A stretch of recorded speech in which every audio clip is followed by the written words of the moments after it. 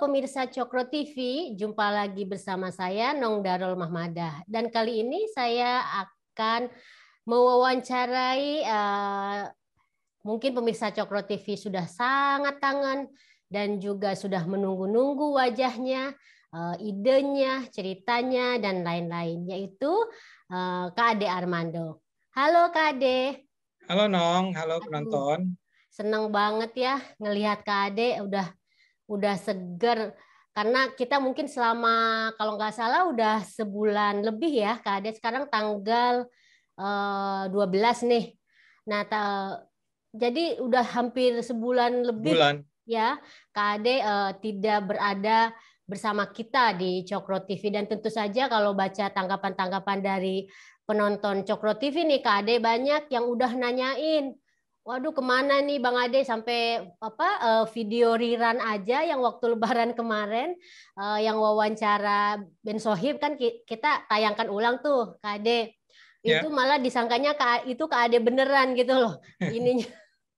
Saking udah ininya ya udah kangennya dengan Kak Ade di muncul di Cokro TV. Sekarang kita lihat wajah Kak Ade udah segar kembali dan sepertinya akan kembali bersama kita ya Kak Ade ya. Minggu siap. depan insya Allah ya. Minggu depan insya Allah. Insya Allah akan mengisi lagi Logika Ade Armando, acara program yang jadi favorit pemirsa Cokro TV. Oke, Kak Ade, jadi sebelum Kak Ade muncul lagi nih, tentu saja pemirsa Cokro TV ingin lebih tahu mendalam. Kalau misalnya berkenan nih, Kak Ade cerita tentang peristiwa yang dialami oleh Kak Ade 11 April kemarin ya, yang kita semua itu hampir selama sebulan di Cokro TV ini suasananya duka cita Kak Ade. Apalagi kalau lihat kan video-video di Cokro TV itu hampir semuanya tiap hari tentang Kak Ade. Nah, gimana sekarang nih kondisi Kak Ade selama sebulan ya? 2 minggu kalau nggak salah, 2 minggu lebih di rumah sakit ya Kak Ade ya? Ya. Ya, mungkin bisa cerita Kak Ade buat pemirsa Cokro TV. Ya, terima kasih Nong, terima kasih penonton Cokro TV. Kondisi saya memang sudah jauh lebih membaik ya, dokter sudah bilang alhamdulillah ini sembuh ya, tapi memang masih ada di sana sini yang masih harus dipulihkan lah ya, karena ketika itu kan sebetulnya yang terberat adalah kondisi kepala saya kan.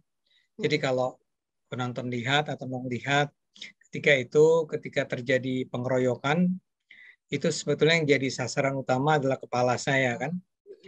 Kalau kepala depan bisa saya tutupi dengan kedua tengah tangan saya, tapi kepala atas belakang itu jadi sasaran utama tendangan-tendangan kan.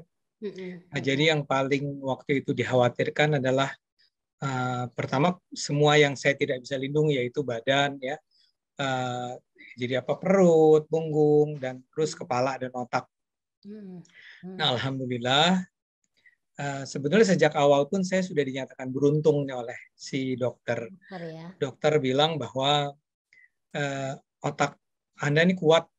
Kuat itu artinya udah ditendang-tendang begitu. Sebetulnya kerusakannya tidak seharusnya bisa lebih buruk dari ini. Ya. Jadi sebetulnya ketika itu dokternya bilang kondisi terparahnya tentu saja saya bisa mati ketika itu.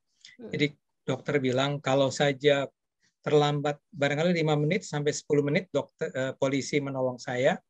Jadi berhasil menerobos para pengeroyok. Ada kemungkinan bahwa saya akhirnya sudah mati lah, meninggal dunia. Bisa ditolong lagi gitu ya. Kalau nggak ditolong oleh para polisi itu. Kedua adalah kemungkinan kedua damage ya.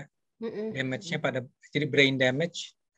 Yang paling parah tentu saja misalnya bisa sampai lumpuh, bisa kehilangan ingatan gitu ya, bisa lupa dan seterusnya, itu juga tidak terjadi. Jadi apa yang terjadi pada otak saya, kepala saya itu akhirnya dianggap saya harus beruntung, saya juga sangat bersyukur pada Allah ya. Ternyata saya masih dilindungi. Jadi dalam waktu 1 bulan itu sebetulnya adalah pemulihan itu. Jadi kemarin ketika diperiksa dikatakan bahwa sudah jauh lebih baik kondisinya. Dan mudah-mudahan kalau dirawat dengan baik, ya bisa. Mungkin nggak seperti sedia kala. Jadi sebenarnya ada persoalan ini namanya apa darah ya, genangan darah. Ada darah lah di otak saya itu. Ya mudah-mudahan pelan-pelan bisa bersih sama sekali. Ya walaupun dokter bilang kalau masih ada sisa-sisa sih itu biasa. Jadi saya bersyukur sekali bahwa dalam waktu 1 bulan itu, minggu pertama itu paling berat ya, 1-2 minggu pertama itu yang tidur tuh selalu terganggu, pusing, kepala sakit, ya, muntah, ya, dan terus ya itu yang terutama. Oh ya ini yang cerita lucunya adalah saya kan juga ditendangi di bagian perut gitu ya, Nong. Yeah. Tapi alhamdulillah juga harus bersyukur tidak ada tulang yang retak, tidak ada yang patah apalagi. Dan dokternya bilang begini, Nong, saya bisa selamat seperti itu karena saya gemuk. Jadi rupanya yang ditendang oleh si para pengeroyok ini adalah daging lemaknya ya, Kak Ade. Bukan tulangnya. Jadi ternyata ada untungnya juga ya jadi orang gemuk ya. Tapi saya juga sekarang wajib diet ya. Harus. Jadi ini tidak terkait terutama karena pemukulannya, tapi karena apa namanya, karena kondisi kesehatan saya memang dalam usia sekarang tuh saya harus lebih menjaga berat badan, kolesterol, walaupun kolesterol saya oke, darah saya itu prahipertensi kayak gitu-gitulah. Tapi artinya semua saya harus ubah. Jadi blessing in disguise saya jadi harus diet sekarang.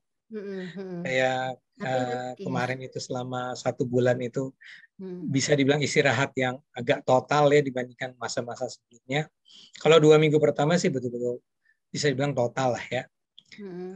Karena itu tadi, karena saya ada vertigonya gitu, ada gamang tubuhnya. Tapi kalau sekarang pelan-pelan semua membaik. Jadi alhamdulillah kita udah bicara ya Nongnya. Kita lihat kondisinya, kalau dimungkinkan saya mulai balik lagi nih bikin konten lah kira-kira untuk menemui para penonton Cokro TV. Senangnya ya pemirsa Cokro TV. Sampai saya ingat tuh Kak Ade waktu nengok di HCU gitu, Dokter Made tuh bilang ini kayaknya memang Bang Ade ini dilindungi oleh Tuhan karena otaknya harus tetap dipakai. Katanya masih ingat gak tuh Kak Ade waktu itu ya? Jadi memang saya pribadi tuh Kak Ade sangat-sangat merasa gimana ya, nggak nyangka sama sekali gitu ya.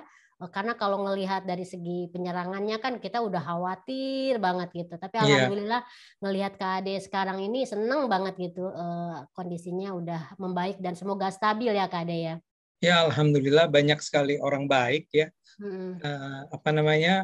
Sejak awal ini sih ya, sejak awal pemukulan saya ingat sekali gimana tim saya itu Nong ya, Nong juga tahu kan ada Belmondo, ada JP, ada Rama itu memang betul-betul juga pasang badan kan buat menyelamatkan saya, tapi kemudian mereka terlempar karena memang kaum pengeroyok itu demikian brutalnya kan. Tapi yang kedua harus dicatat tuh apa yang dilakukan oleh polisi, polisi itu luar biasa kemarin itu. Jadi mereka memang nggak sadar karena memang terjadinya pada saat sebetulnya polisi sedang mendorong para mahasiswa untuk pulang kan. Nah ketika itulah ini terjadi, mereka jadi sempat tidak melihat, tapi karena teman-teman tuh JP, Rama, Belmondo tuh berteriak-teriak, ada juga seorang teman jurnalis lainnya yang minta agar polisi segera turun tangan, mereka betul-betul mendobrak tuh. Jadi menggunakan kekerasan tapi secara benar ya, untuk menyelamatkan saya, dan mereka lah yang menyelamatkan saya. Seperti dikatakan dokter tadi, terlambat 5 menit kali 10 menit ini bisa lebih fatal. Dan polisi terus menjaga saya ya sampai sekarang. Jadi polisi juga teman-teman di lapangan juga. Tapi juga saya akan sebut bahwa para mahasiswa sebagian juga berusaha menolong saya ya, walaupun juga lagi-lagi terhambat oleh banyaknya orang. Yang bersimpati pada saya setelah saya masuk rumah sakit juga banyak sekali ya, Nong tahulah ya, itu banyak simpati datang, ada banyak sekali orang ingin bertemu, tapi saya minta maaf karena rumah sakit sendiri dan polisi meminta agar saya tidak terlalu diganggu. Jadi ada yang boleh ketemu tapi sangat terbatas.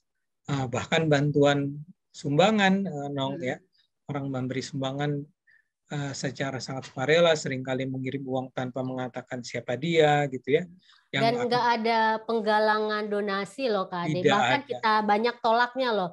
Maaf ya kalau misalnya ada yang ditolak karena memang kan amanat dari Bang Ade, Kak Ade sama Mbak Nina gitu kan untuk tidak menerima gitu kan. Jadi makanya yang minta nomor rekening ke saya juga saya nggak kasih karena ya itu saya cuma menjalankan Aduh, amanat Nong, ya Kak kenapa Ade. nggak dikasih, Nong? Hmm.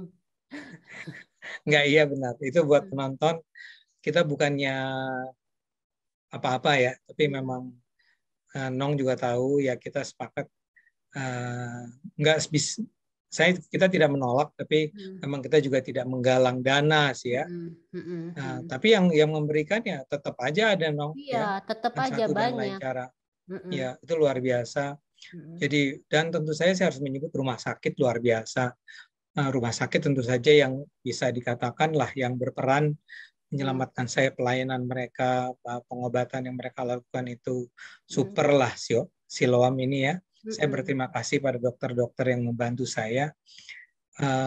Ya dengan sangat seksama lah ya menyelamatkan saya. Jadi ada banyak pihak, berbagai pihak lah ya. Jadi ini pengalaman yang luar biasa buat saya karena saya jadi tahu ada begitu banyak orang yang baik dengan saya ya. Ada begitu banyak orang yang sejalan sama perjuangan kita di PIS ini, yang mendoakan, yang mendukung, saya nggak cuma bicara mereka yang mendukung secara dana ya, yang memberikan dukungan saja sudah cukup menurut saya, mengirimkan karangan bunga, katanya karangan bunga itu penuh sekali waktu itu ya, Nong. Banyak ya. Saya nggak sempat lihat karena saya terus berada di kamar, jadi cuman orang cerita seperti itu. Buat itu saya terima kasih buat semua. Nah, setelah Kak Ade sedikit pulih seperti sekarang ini atau kemarin-kemarin, Kak Ade sempat lihat nggak video dukungan teman-teman yang kita siarkan di Cokro TV? Misalnya kan ada beberapa acara tuh Kak Ade, itu sempat nggak mungkin teman-teman pada pengen tahu juga ya gitu, apa nyampe nggak nih ke Bang Ade ininya pesannya kayak gitu-gitu? Saya baru nonton belakangan ini, Nong. Jadi selama mungkin sekitar seminggu lah ya terakhir ini saya berani nonton, apa istilahnya, berani atau apalah ya, semua dari yang kekerasannya saya nggak sanggup, jadi saya cuma dengar cerita. Tapi kalau dukungan, doa segala macam, acara-acara di Cokro, di PIS itu saya berusaha nonton, nggak bisa sepenuhnya sih ya teman-teman, karena antara lain apa ya istilahnya, mengharukan ya. Iya. Ya yang mengharukan kan ada begitu banyak orang yang saya kenal ya, atau juga saya nggak pernah dekat, dan kemudian di berbagai acara tersebut menunjukkan dukungan terhadap saya, doa terhadap saya, tetapi juga dukungan terhadap apa yang kita lakukan. Itu kan membuat, seperti Nong katakan, membuat saya bersemangat bahwa sebenarnya apa yang kita lakukan itu adalah sesuatu yang tidak hanya dianggap penting oleh taruhlah PIS, taruhlah Cokro, taruhlah teman-teman di sini semua, tapi ada begitu banyak orang yang menganggap bahwa ini memang harus dilakukan gitu ya, dan orang-orang yang bicara itu bukan orang-orang yang sembarangan gitu ya, jadi bukan orang-orang, ada orang yang sangat penting dalam artian terpandang, punya posisi dan seterusnya, tapi juga teman-teman yang di kampus kan ada acara Nong yang ada, bukan Nong atau siapa, Sigit ya, suara Sigit yang anak-anak mahasiswa ya, sama para dosen ya. Iya, buat saya kan itu dulu mahasiswa yang saya kenal di kampus kan, dengan apa sih, dengan segala macam kelucuan dan kenaifan, dan tiba-tiba bicara apa? Kehebohannya ya biasa kan, dan mahasiswa. Kehebohannya dan tiba-tiba sekarang ngomong begitu. Itu juga teman-teman aktivis sosial gitu ya, juga demikian juga dengan sesama ya misalnya apa tokoh-tokoh seperti Saiful Mujani, Burhan Muhtadi gitu ya. Pemuka agama dari berbagai Pemuka agama. agama. Tadi dua nama itu saya sebut karena saya pernah dengan Saiful, saya kan kerja dengan Saiful itu cukup lama gitu ya. Jadi ada banyak lah, ada pemuka agama, ada aktivis, ada macam-macam. Saya berusaha saksikan itu baru belakangan ini saya nonton. Dan seringkali akhirnya belum selesai udah saya kan lama tuh. Itu akhirnya saya nggak bisa menonton sampai habis. Itu sangat mengharukan. Jadi saya nonton lagi deh. Makanya supaya supaya menggampangkan KAD, makanya kita potong-potong tuh KAD. Iya. Jadi nggak harus nonton sampai 3 jam gitu. Ya, di Cokro kan ada tuh orang-orang yang ngomong tentang saya. Itu Cokro menempatkan saya sedemikian tinggi ya. Jadi sampai ada acara tiap hari segala macam. Ya thank you, ya kita kan memang seperjuangan. Tapi mendengar teman-teman itu ngomong seperti ini, misalnya contoh, ini sekedar contoh, ada Helmi Hidayat tuh Nong. Iya. Helmi Hidayat itu kan kawan lama banget di dan udah lama nggak ketemu juga ya Kak. Udah lama nggak ketemu juga, dan tiba-tiba entah gimana dia muncul di Cokro ya. Ya ada wawancara, dia nulis gitu kan yang bagus sekali tentang saya. Tulisan-tulisan itu juga membuat saya terharu sih, karena ya membuat saya merasa bahwa I am on the right track lah ya. Kayak apa sih? Ya memang Tuhan nunjukin jadi bahwa ini semua benar-benar dan harus dilanjutkan, nggak boleh berhenti gitu loh. Oke, nah kalau tadi kan kita ngelihat bagaimana dukungan, simpati, solidaritas kepada KAD itu buat kita tuh sangat-sangat mengharukan ya. Saya pribadi tuh KAD gimana ya, nggak henti-hentinya tuh bersyukur banget. Oh ini udah bener nih gitu. Apa yang kita lakukan bersama KAD itu udah bener. Sama sekali malah besar hati gitu loh KAD. Dan ini juga saya berharap ini pasti juga KAD juga akan semakin cepat pulih gitu loh dengan kita bikin kayak gitu. Tapi Kak misalnya di media sosial nih Kak ya, itu juga banyak yang istilahnya itu dalam tanda kutip mengecam nih Kak. Nah ini mungkin saya juga pengen nih ada penjelasan. Kalau selama ini misalnya saya atas nama PI sudah memberikan kronologi, ini kan versi kita nih ya. Tapi kita mungkin pengen langsung nih dengar dari Kak. Kan ada yang misalnya ngecam gini nih. Ngapain sih KAD itu turun ikut aksi mahasiswa gitu kan? Nah kayak gitu-gitu. Apa sih siapa itu yang ketika kita bikin kronologinya gitu terus kita bilang bahwa ini mau bikin konten malah diledek kayak apa gitu loh. Dia nggak ngerti bahwa konten PIS itu buat kita itu sangat powerful gitu ya, sangat jadi utama gitu. Tapi malah diledekin atau dilecehin kayak gitu. Nah kita pengen dengar sebenarnya tujuan KAD ketika ikut aksi mahasiswa itu apa KAD? Ini bukan ikut aksinya kan sebetulnya, tapi turun lapangan pada saat. Jadi kan ceritanya begini, kita sebetulnya concern mula-mula, kita kan selalu mendukung lah ya gerakan-gerakan demokratis yang konstitusional. Tapi kan kemudian dalam kasus yang kali ini ada beberapa hal yang menarik kan. Yaitu pertama-tama ini adalah dilakukan oleh siapa namanya BEM seluruh Indonesia yang kemudian ternyata terpecah ya. Itu oleh Rizka dibahas tuh di Civil Society Watch ya. Tapi kemudian ada juga soal keterlibatan anak-anak SMA lah kan, ada himbauannya kan. Ada organisir ya. Organisir dan isunya sendiri isu yang menurut saya sih penting. Kalau isunya sendiri isu yang penting didukung lah ya. PMSI ini kan menolak perpanjangan atau perubahan amandemen UUD 45 lah ya, perpanjangan masa jabatan presiden. Tapi mereka juga dengan benar kemudian mengarahkan sasarannya ke DPR kan, bukan ke Istana Presiden. Jadi menurut saya itu sebuah peristiwa yang saya kan udah lama sekali nggak turun lapangan sejak jadi wartawan dulu.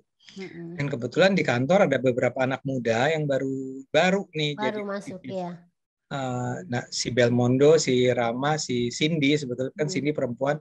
Terus saya bilang kalau Cindy sama Rizka nggak boleh turun ya, karena mereka perempuan, bukannya saya gender bias, cuman takut kenapa-kenapa sebenarnya kan. Nah jadi ya udah latihan nih ya, Belmondo sama Rama ngelihat kondisi lapangan, gimana orang meliput, gimana kita bikin laporan sebetulnya, dan kita kebetulan juga ada tim produksi yang sudah malang melintang dalam dunia jurnalistik, Om Gunawan kan. Ada juga anak baru yang jago kamera. Jadi yuk kita lihat apa yang terjadi di lapangan. Tapi sebetulnya saya mengingatkan kita harus selalu hati-hati nih ya, jangan sampai jadi kalau terjadi keributan gitu ya, kita harus segera menepi, mencari tempat yang lebih aman kayak gitu-gitulah, no? Jadi Kak Ade sendiri sebenarnya sudah ada apa istilahnya instruksi ke tim ini kalau terjadi apa-apa, karena memang kan aksi selalu terjadi apa-apa ya sebenarnya ya. Tapi kan saya menganggap bahwa pertama yang turun nih BMSI nih. BMSI ini tidak punya reputasi buruk nih, track recordnya bukan menghancur-hancurkan apa halte gitu, nggak gitu mereka nih. Tapi saya pengen lihat juga anak STM-nya mana gitu kan. Kalau bisa wawancara anak STM, saya wawancara kan. Tapi benar kita ada instruksi sih, enggak instruksi, cuman saya ingin mengatakan nanti kita belajar di lapangan nih ya. Cuma saya sih menduga itu sebetulnya demonstrasi yang tertib. Kalau saya melihat bagaimana mereka mengorganisir ini mahasiswa ya, BMSI ini tertib, benar. Jadi koordinator lapangannya itu mengarahkan para pengunjuk rasa dengan cara yang menurut saya bisa dipertanggungjawabkan lah ya. Jadi buat saya yang itu tidak terbayangkan akan terjadi, yang pengeroyokan saya itu. Dan itu kan betul-betul sesuatu yang di luar skenario.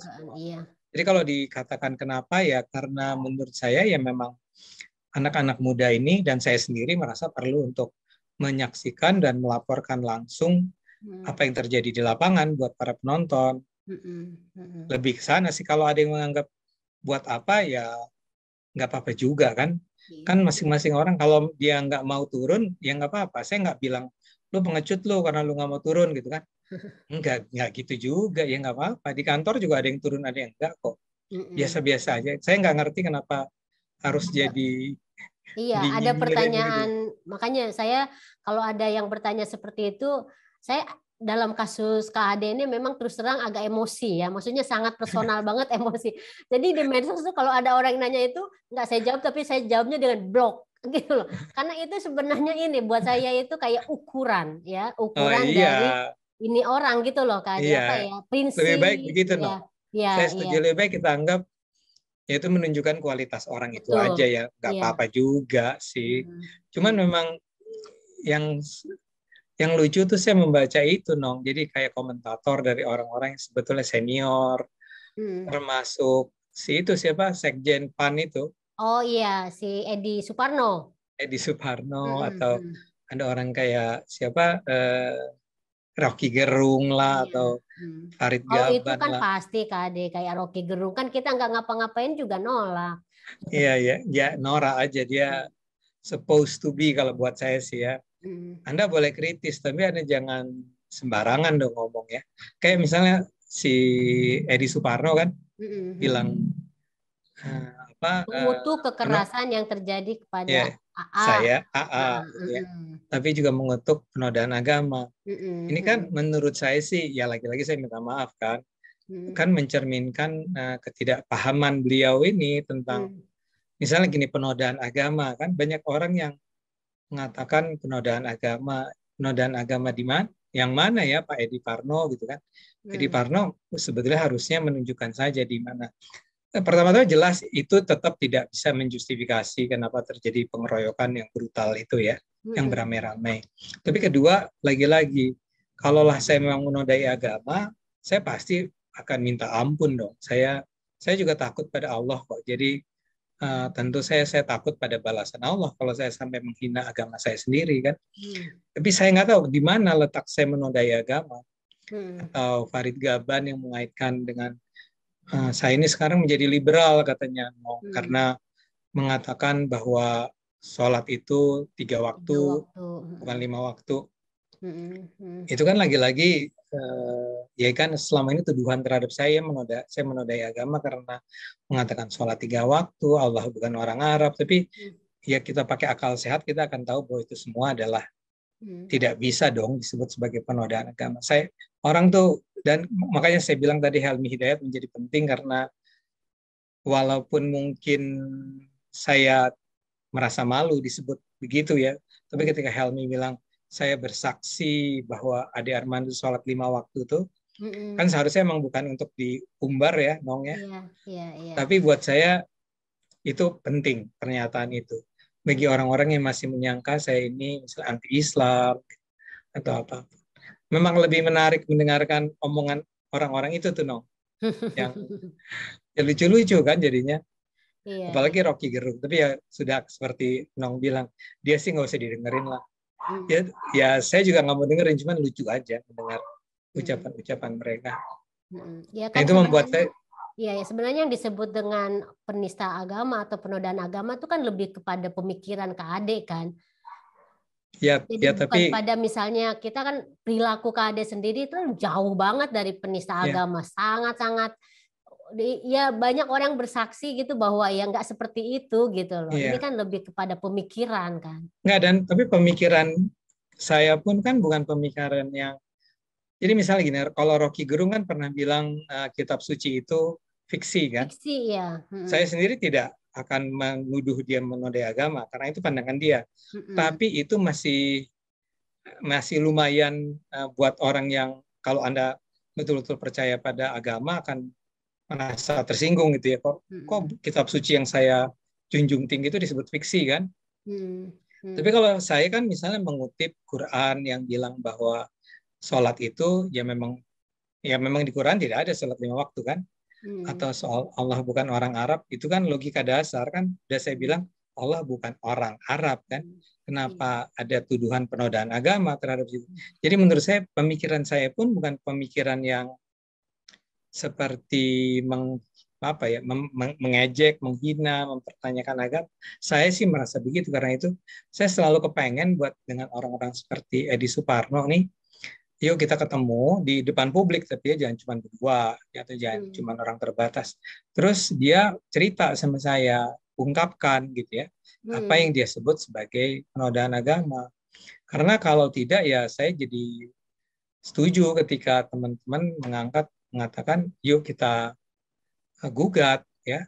Karena memang kata penodaan agama di Indonesia kan efeknya serius. Saya itu hampir mati itu kan barangkali ya karena dianggap menodai agama. Jadi kalau ada orang menuduh saya menodai agama, itu implikasi pernyataan dia itu serius kan?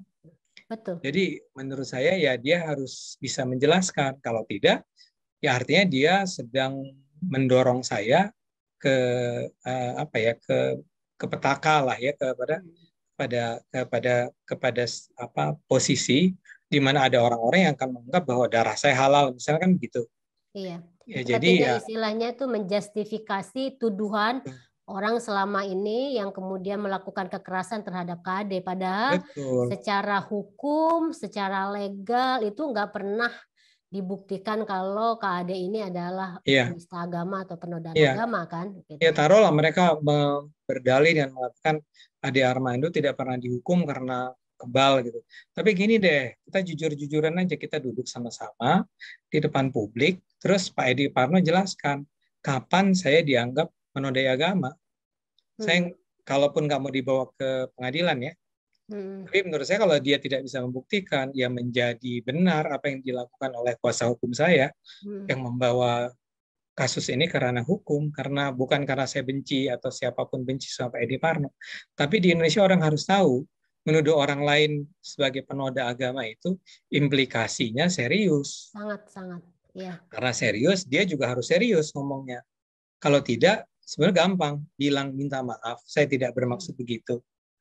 Saya juga kalau salah minta maaf, saya sudah pernah kok melakukan permintaan maaf. Malah kalau dalam kasus Sekjen PAN ini, Edi Suparno ini sebenarnya somasi awalnya itu tuh sangat simpel KD.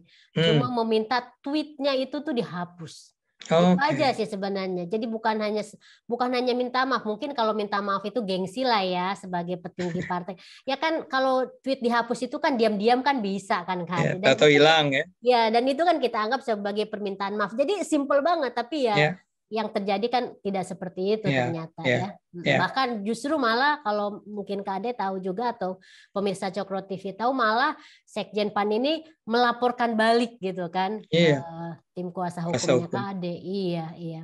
Ya Nah, itu kan, Ade, ah, ya itu menurut saya, saya betul-betul ingin mengajak semua elemen masyarakat, apalagi para petinggi untuk yuk kita belajar berdemokrasi, ya, hmm, hmm, deliberate demokrasi. Jadi kita betul-betul membangun kesadaran kita demokrasi, kesadaran kita tentang misalnya salah satu prinsip dari kebebasan sipil kan kebebasan bicara. Kan hmm, kita harus bela itu kebebasan bicara. hmm, Cuman kebebasan bicara pada saat yang sama juga punya konsekuensi. Saya banyak orang bilang ini terjadi pada saya karena saya terlalu sembrono lah ya, sembarangan atau terlalu arogan dalam bicara tentang agama. Saya selalu bilang yang mana yang saya arogan, yang mana saya yang Brono. sembrono ya. Tapi yang lain pun harus belajar bahwa kalau Anda mengatakan sesuatu itu tidak dengan sendirinya sesuatu itu dilindungi dalam kebebasan berekspresi. Ada pernyataan-pernyataan yang ya hate speech, misalnya ujaran kebencian, ujaran mendorong orang untuk memprovokasi orang melakukan kekerasan, itu adalah hal-hal yang tidak dilindungi oleh kebebasan berbicara. Menuduh orang menodai agama, menuduh orang fitnah, menuduh dan segala macam. Jadi kita belajar berdiskusi secara dewasa ya, secara serius sehingga bangsa ini menjadi lebih baik. Saya percaya tuh mereka yang mula-mula saya marah, tapi kemudian saya iba sebetulnya dengan orang yang memukuli saya. Karena pertama saya merasa, saya yakin mereka tuh nggak ngerti. Sebenarnya kenapa harus saya dipukuli? Ketika mereka bilang, apa sih, kafir atau penghina agama, dan kemudian memukuli saya, kalau ditanya, ada dicek. Sebetulnya mereka tahu nggak kenapa saya dikatakan menghina agama? Saya yakin enggak. Saya yakin itu karena ada orang-orang lain yang memprovokasi mereka. Nah, kenapa saya iba? Karena dalam hal ini saya kan sangat religius jadinya, ya. Artinya gini, saya itu percaya kalau Anda melakukan kejahatan, itu kalaupun Anda tidak dihukum oleh pengadilan, tidak ditangkap oleh polisi dan seterusnya, Anda tuh tetap punya yang harus Anda pertanggungjawabkan ke depan Tuhan kan. Dan Tuhan tuh maha menghitung kan. Tuhan tuh maha adil, bisa menghitung dia apa yang dilakukan orang. Jadi orang-orang yang menendangi saya itu tidak pernah boleh tentram karena Tuhan akan membalasnya. Ya, mungkin bukan pada dia, mungkin pada keluarganya, mungkin pada anaknya, mungkin dalam bentuk saya nggak tahu sakit, cacat. Jadi selama dia belum memohon ampun secara sungguh-sungguh, itu ya karena saya religius, saya percaya ya Tuhan akan membalasnya. Jadi mereka sudah melakukannya tanpa pengetahuan, dan kemudian mereka akan dihukum, mungkin di dunia dan di akhirat. Itu yang saya bilang, ya saya lebih baik iba saja lah sama mereka. Yang harus kita lawan itu bukan mereka, tapi pimpinannya, mereka yang memprovokasi, mereka yang mendorong kesempitan berpikir itu. Makanya kalau dalam wawancara saya kemarin dengan Habib Mu'annas Al-Aidid itu, tim kuasanya KAD itu, yang sekarang lagi dilacak, dicari oleh pihak kepolisian itu adalah siapa aktor intelektualnya. Karena itu yang lebih penting. Mungkin kalau yang ditangkap sekarang 7 orang ini kan lebih ke pelaku lapangan ya KAD ya. Nah, kalau misalnya si aktor intelektualnya ini nggak ditangkap, ini kan bisa terjadi kepada siapa aja. Sekarang mungkin kemarin ke KAD, dan berikutnya bisa ke saya atau ke siapa aja yang dianggap oleh mereka disebut sebagai penista agama juga kan KAD. Iya, iya. Gitu.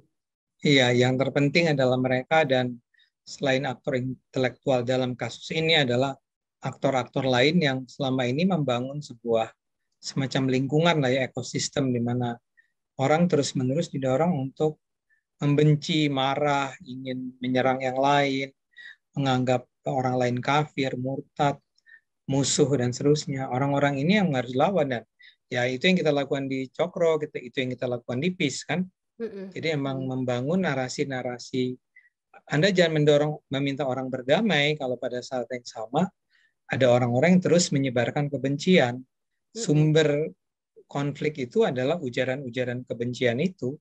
Jadi kalau ada orang yang bilang bahwa sebetulnya itu cuma cerminan dari misalnya kondisi politik Jokowi versus lawan-lawan politiknya, saya nggak setuju tuh.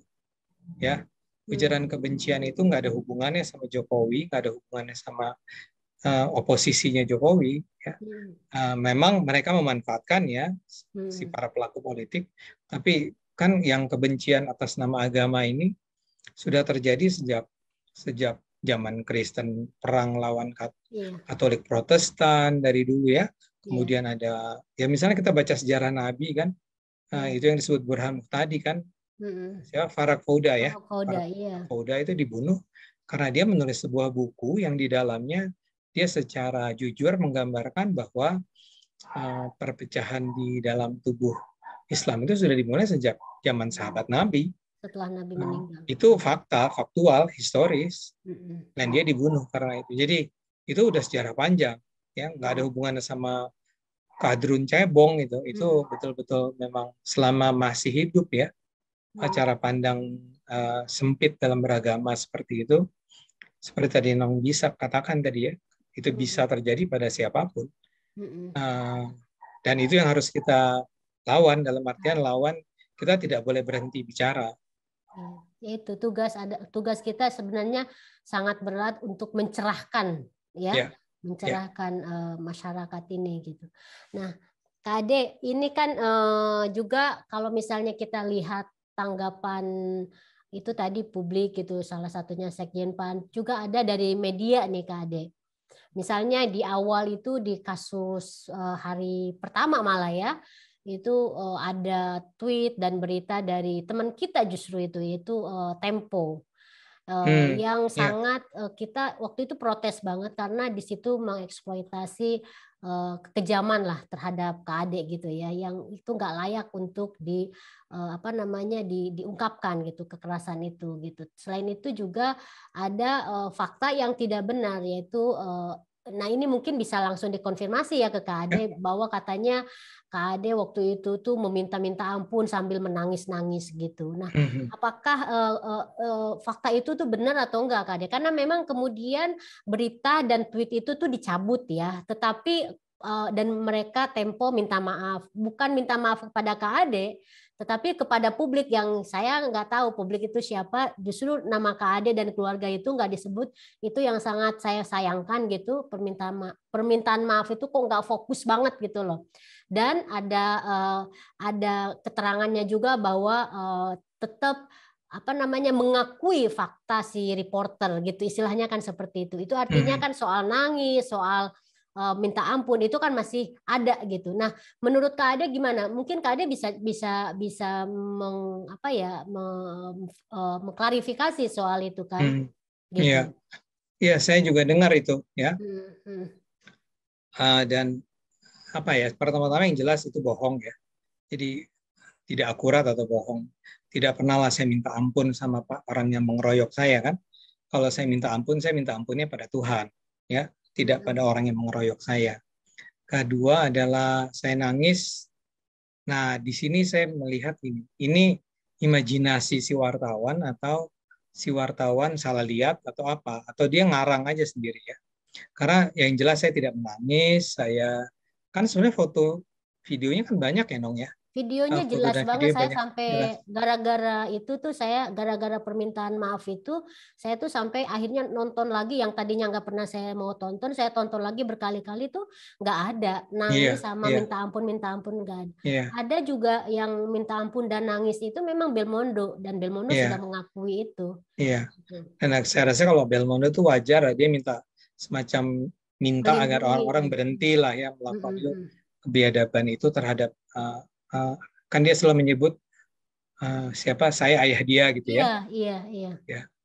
Jadi, nah itu yang saya bilang, Tempo jelas salah Tempo jelas tidak akurat, dan menurut saya itu ya lagi-lagi pelanggaran prinsip dasar jurnalistik yang ya sangat basic ya. Kita yang belajar jurnalistik sebetulnya itu, dan saya rasa orang-orang Tempo juga belajar tentang prinsip pertama dari, jadi ada sebuah buku terkenal Element of Journalism dari Kovac, itu yang menyebut prinsip pertama itu adalah kebenaran ya. Anda mungkin aja agak-agak miss gitu dalam menulis, tapi ya kebenaran nggak boleh sampai dikhianati. Dan Tempo yang melanggar itu sejak awal ya. Baru kemudian misalnya seperti itu kan jadinya merusak, ya saya bisa bilang merusak reputasi dan martabat saya ya. Seolah-olah saya udah setelah berani ngomong ini ngomong gitu, begitu digebukin terus saya minta ampun dan nangis-nangis ya. Nangis-nangis. Ya itu ya enggak saya banget. Tapi buat saya itu ya memang lagi-lagi pertanyaan saya, itu kesengajaan atau apa ya? Apakah wartawannya itu sedemikian, mungkin wartawan baru kali ya, yang nggak ngerti mana yang, kan harusnya gini, kalau dia ada di sana dia lihat langsung, dan kalau dia lihat langsung dia pasti tahu saya nggak nangis, dia lihat langsung dia pasti tahu saya nggak minta ampun kan. Jadi mungkin kemungkinan pertama dia mendengarnya dari orang lain. Kalau dia mendengarnya dari orang lain, dia tidak boleh menulis Ade Armando minta ampun dan nangis-nangis. Dia harus bilang kabarnya ya, menurut wartawan dari media A begini. Jadi itu kan prinsip-prinsip dasar itu dilanggar. Nah, setelah melanggar prinsip-prinsip itu, Tempo tidak mau bahkan minta maaf atas kesalahan itu dan mengatakan apa yang dilaporkan itu berdasarkan fakta lapangan. Itu pengkhianatan terhadap prinsip-prinsip jurnalisme yang seharusnya dimiliki. Kalau ini yang melakukan media lain barangkali masih termaafkan karena barangkali media lain tidak punya tradisi jurnalistik yang tinggi, barangkali ya, media yang baru dibikin kemarin kali, media online yang dibikin hanya oleh kelompok-kelompok yang nggak punya kerjaan misalnya. Tapi ini kan Tempo itu kan punya tradisi jurnalistik yang tinggi dari dulu ya. Profesionalisme mereka kan seharusnya terjaga. Apakah sudah sedemikian jeleknya ya, buruknya kualitas para pimpinan Tempo? Jadi buat saya sedih ya, karena sebagian dari orang di Tempo itu sendiri adalah mantan wartawan saya, mantan mahasiswa saya, ada yang pernah kerja bareng dulu ketika saya kerja sebagai jurnalis, jadi junior saya lah gitu ya, yang selama ini saya selalu nilai tinggi profesionalismenya. Tapi ya kali ini ya kembali mengulang sih, sebetulnya ini nggak pertama kali Tempo begini, tapi karena ini barangkali menyangkut diri saya jadi merasa agak sensitif gitu, dan mengandang ini sebagai ya buruk sekali ya kualitas jurnalistik Tempo. Tapi kembali saya katakan kepada publik, saya nggak pernah ya minta maaf atau minta ampun atau nangis karena apa yang terjadi. Saya nangisnya lebih karena kayak tadi, terharu karena orang-orang yang mendukung saya dan seterusnya. Oke, terus rencana katanya Kak Ade mau mengadukan soal ini ke Dewan Pers tetap jadi ya? Kita lihat ya, kita nanti deh setelah saya sudah sehat, udah ke Cokro lagi. Nah, Kak Ade, setelah kejadian ini pihak keluarga gimana Kak Ade? Kalau misalnya kita boleh tanya terkait itu. Ya, tadi mungkin saya kurang menyebut ya, bahwa yang harus saya berterima kasih dan pertama-tama adalah keluarga saya, karena keluarga saya tidak pernah, itu ketika saya di rumah sakit 2 minggu itu, mereka 2 minggunya ada di rumah sakit juga, walaupun tidak boleh di ruangan yang sama ya, dan istilahnya mendukung sih. Jadi saya butuh apa itu disediakan, mereka butuh apa, saya lagi dalam kondisi apa, mereka bantu. Mereka ini sekali menunjukkan support yang sebesar-besarnya pada apa yang saya lakukan. Mereka percaya, mereka tidak pernah mundur sedikit pun, tidak ada permintaan dari mereka, udah ya kita hidup tenang gitu ya, nggak ada tuh. Karena dia tahu bahwa ini buat apa yang diperjuangkan ini kan untuk kepentingan banyak orang, termasuk kalau Indonesia bisa menjadi lebih baik, ya saya rasa seluruh keluarga saya, seluruh keluarga besar saya juga akan turut menikmatinya. Jadi fully supportive. Itu makanya Kak Ade kan tidak akan mundur ya, maksudnya malah tambah semangat gitu ya. Iya, tidak akan mundur, dan saya minta teman-teman yang lain jangan mundur hanya karena ada ini. Mundur dalam artian ya udahlah, ini bukan urusan kita kali ya. Saya selalu bilang ya, kalau bukan urusan kita, urusan siapa lagi kan? Kalau bukan kita yang berjuang, siapa yang berjuang lagi? Kan lagi-lagi saya ingatkan, kita tidak sedang mengundang orang untuk terlibat dalam perkelahian fisik ya. Kita mengundang orang untuk terlibat dalam perkelahian ide. Nah, jadi buat teman-teman yang berada di kubu sana gitu ya, saya mengajak ya, yuk kita diskusi, kita debat, Anda kasih argumen Anda, kami kasih argumen kami, dan kalau ternyata kita nggak ketemu, ya udah kita saling hormati. Ya, istilahnya lakum dinukum waliyadin. Lakum dinukum waliyadin. Bagimu pemikiranmu, bagiku pemikiranku. Ya, kalau gitu mau ya. diganti dinnya ya. Iya, dinnya ya. Iya betul. Nah, Kak Ade, kalau kita ingat pidato Kak Ade nih ya, yang di PIS itu, bahwa Indonesia itu memang begitu indah, bineka, apa namanya, ya sangat indah lah, tapi ternyata ancaman soal radikalisme, intoleran, ini kan benar-benar di hadapan mata dan sekarang terbukti banget dan langsung dirasakan oleh Kak Ade kan. Nah ini kan semakin membuktikan apa yang disampaikan oleh Kak Ade dalam pidato itu kan. Jadi mungkin ini juga kayak menegaskan kembali ya buat Kak Ade ya peristiwa ini ya. Ya, yang penting tapi juga bukan bagi saya ya, tapi bagi banyak orang. Jadi ini real ya bagi misalnya orang kayak Rizal Ramli yang bilang bahwa isu kadrun itu diciptakan oleh Jokowi misalnya. Ya, dan ada banyak termasuk tadi saya bilang Farid Gaban dan ada banyak orang lainnya yang mengatakan bahwa atau orang-orang yang bilang bahwa Islamofobia itu dibuat-buat. Enggak, itu real ada ya.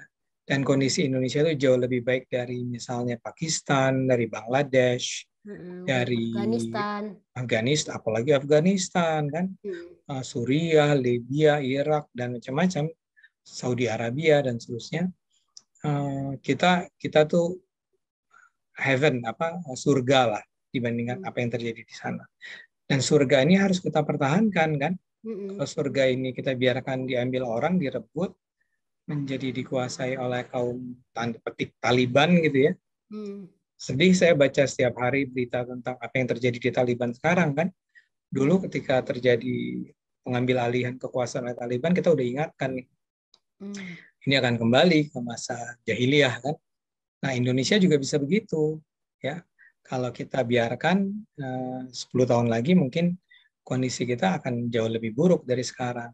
Tapi kita masih lumayan karena kita masih belum berada dalam situasi di mana tradisi kekerasan adalah tradisi yang dipercaya sebagai tradisi tunggal gitu kan. Kita ya misalnya apa yang terjadi pada saya ini mudah-mudahan kemudian memberi pelajaran bagi orang bahwa ini memang buruk, ini memang jahat, sehingga kita kembali ke tradisi duduk sama-sama, diskusi sama-sama. Jadi karena itu gerakan peace yang saya bikin ini artinya memang harus terus kita perjuangkan. Karena tanpa kita yang memperjuangkan, lagi-lagi saya katakan seperti tadi itu, ya siapa yang bisa memperjuangkan Indonesia yang damai, yang bahagia, yang satu, yang menghargai keberagaman. Artinya meskipun kemarin kekerasan terjadi pada Kak Ade yang begitu biadab ya, Kak Ade masih optimis ya, masih harapannya itu masih sangat tinggi terhadap kondisi Indonesia ya Kak Ade ya. Karena kan Kak Ade sekarang kan istilahnya jadi benar-benar jadi korbannya kan gitu. Artinya tidak berubah pemikiran Kak Ade tentang bahwa Indonesia ini surga indah dan lain-lain. Tapi kan tadi ada persyaratan ya. Indonesia indah, surga, bersatu, dan seterusnya. Itu kalau kita perjuangkan. Justru apa yang saya alami dan kita lihat bersama itu menunjukkan kalau kita tidak perjuangkan, ini bisa terjadi setiap saat pada siapapun. Bukan hanya tadi seperti Nong katakan kan, bukan hanya pada saya, tapi juga orang-orang lain. Orang-orang lain yang mungkin sekedar ya beda pendapat aja gitu loh. Bukan karena seperti saya yang menyuarakan perjuangan saya di medsos gitu misalnya. Nggak harus gitu, tapi Anda bisa aja tiba-tiba di kelas karena beda pendapat, karena Anda tidak mau pakai jilbab, karena ya macam-macam lah ya. Anda bisa jadi korban. Nah, jadi saya tidak pernah pesimistis karena memang itu ya saya orang Muslim kan. Jadi kalau Muslim itu memang harus percaya bahwa nasib sebuah bangsa tidak akan bisa diubah kecuali si bangsa itu sendiri mengupayakan ya kan. Ini juga kita begitu. Kita bisa bergerak menjadi Indonesia yang indah itu kalau bangsa Indonesia mengupayakan itu, memperjuangkannya menjadi Indonesia yang indah. Tapi kalau kita biarkan kelompok-kelompok radikal ini tumbuh terus, jangan nangis gitu ya. Kalau at the end of the day, justru kita yang jadi korban. Dan kita cuma bisa bilang, coba waktu itu kita perjuangkan kan. Saya nggak mau aja begitu. Saya kepengen anak-anak saya hidup lebih bahagia lah daripada kita nggak usah lagi lah berantem-berantem seperti ini, dan kita maju menjadi sebuah bangsa yang unggul gitu ya. Tahun 2045 betul-betul menjadi top 5 di dunia, bukan lagi di Asia, di dunia loh secara ekonomi ya. Tapi kalau kita berantem terus, ya mana mungkin ekonomi kita sejahtera. Ya tiru aja itu, lihat Afghanistan, Pakistan, dan negara-negara Islam yang terus berkonflik. Iya, jadi mestinya peristiwa yang Kak Ade alami itu dijadikan kayak semacam kayak pemicu atau apa ya, malah untuk kita itu bertambah semangat dengan kegiatan ini ya, karena sebenarnya yang ya itu ya Kak Ade ya, akhirnya kita tahu banget bahwa ini nyata banget gitu loh. Ya, sangat nyata. Kurang jelas apa lagi. Jadi makanya saya heran dengan para komentator yang seperti meragukan. Bahkan ada yang bilang ini trik Jokowi agar ada pengalihan isu. Buat saya it doesn't make sense at all. Itu aja. Oke, ini mungkin pertanyaan terakhir nih Kak Ade terkait kasusnya. Kan ini pelakunya itu udah ketangkep, tapi masih ada yang dianggap sebagai provokator yang ibu-ibu itu. Itu harapan Kak Ade terhadap kasus hukumnya sendiri gimana? Saya kalau dimintai komentar soal si ibu-ibu ini, jawaban saya cuma satu. Ada nggak sih pasalnya? Pasal yang bisa digunakan tapi secara benar ya. Karena sebagian orang akan bilang, bahkan sebenarnya saya cenderung menganggap dia bukannya punya kebebasan ya untuk maki-maki saya di situ. Nah, kalau disebut provokator, nah saya nggak tahu persis karena saya tidak mendengarkan secara persis. Jadi buat saya selama hukum diikuti, buat saya itu sudah cukup ya. Tentu saya sedih bahwa ada ibu-ibu itu, bahwa kalau nggak salah dia nyebut saya juga orang Padang gitu ya, ya sesama Padang gitu. Ada sedihnya sih. Sesama Minang.